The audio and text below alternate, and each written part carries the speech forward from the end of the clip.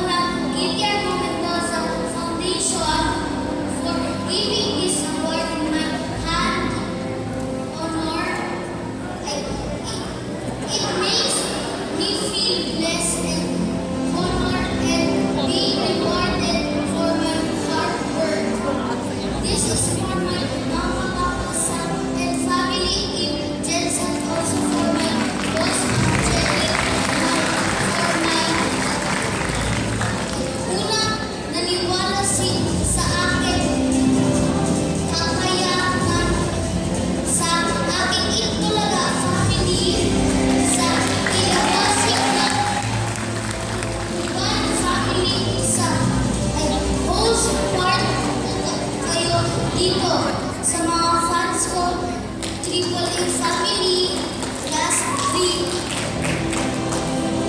Thank you, Lord, for grace, for everything. Meron ako. This award is the symbol of